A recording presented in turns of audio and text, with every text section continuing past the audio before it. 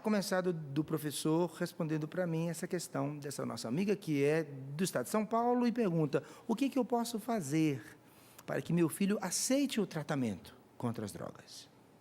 Um esclarecimento a respeito dos malefícios é óbvio falar, não é? Porém, qual é a situação do filho? Em que situação de dependência ele possa estar? Por outro lado, aí a doutora poderá falar com muito mais propriedade profissional do que, os meus conhecimentos. Mas qual é o estágio de dependência que essa criatura está? Em sendo assim, o que a doutora agora há pouco disse no bloco anterior é real. Compulsoriamente teremos que interná-lo.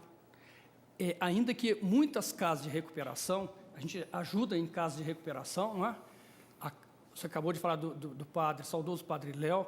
Em Lorena nós temos a casa de Betânia. É uma condição primeira que aquele que pretende ser internado, não é? Ele precisa escrever de próprio punho uma carta explicando o porquê ele deseja internar-se. Agora, casos existem que vai haver necessidade de se internar numa clínica, mesmo o garoto ou a garota, para um processo de desintoxicação, para depois, sim, se fazer um processo de recuperação da pessoa. Perfeito. Então, doutora, a senhora orienta também que a família enfrente essa possibilidade? Sim, sim. Primeiro, é possível participar dos grupos para ver se é um uso, um abuso, e existem, inclusive, profissionais que fazem uma sensibilização com a família, até a forma que a família deve abordar o adolescente, o jovem, o adulto. Porque existe a forma que ele deve ser abordado, como deve ser sensibilizado. Tem casos, por exemplo, Ricardo, que infelizmente o pai, a mãe, a esposa, o marido, enfim, tem que colocar a pessoa para fora de casa. É muita dor, mas é muito sofrimento, é muita dor, mas é uma forma de você salvar aquela pessoa do uso da droga, da morte. Agora, ajuda. Famílias que tenham que se vejam na necessidade de agir assim, elas precisam estar assim muito bem preparadas, muito bem orientadas. Sim, não eu tenho doutora? um caso de uma família que a mãe me ligou há muitos anos atrás e me falou: Melin, eu não consigo internar o meu filho. Eu não conhecia o filho dela, eu conhecia a história dela. Eu chamei o resgate, ele foi internado, ele ficou internado numa clínica fechada, dormindo. Ele acordava, ele falava assim: a minha mãe não pode ter feito isso comigo. Depois de 26 dias, ela foi visitá-la, pai médico, tá? Depois de 26 dias, eles foram visitar, eles falaram: Melin, como você fez isso com meu filho? Você está louca? Aí o filho falou: mãe, me tire daqui, me coloque num centro de tratamento aberto, eu quero ajuda. Ele ficou apenas 10 dias.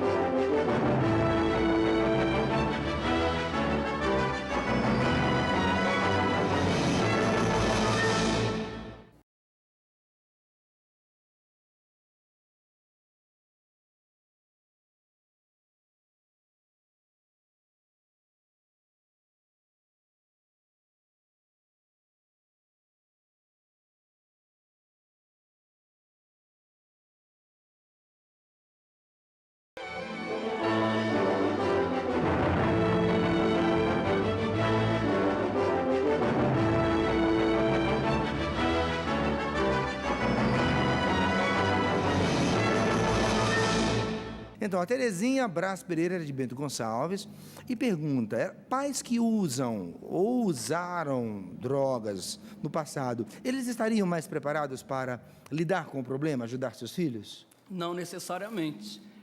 Ainda que os exemplos arrastem, não é, as pessoas para uma recuperação, isso não quer dizer que eles estejam preparados ou, não é, aptos para impedir que um filho ou uma filha, não é, seja um viciado em drogas ou em álcool. Não é? Agora, naturalmente que a conversa, a exposição deles para os filhos, eles mostrando exatamente as consequências que eles viveram, pode ajudá-los, mas não quer dizer que porque fomos, não somos mais, então a criança ou o jovem vai dizer, então eu não vou fazer isso. Até a psicóloga, ela nos ajudou a colocar uma coisa muito interessante. E fazendo uma reflexão de vida pessoal, eu sou filho, somos filhos, como também o Vitor, de um pai alcoolista, não é?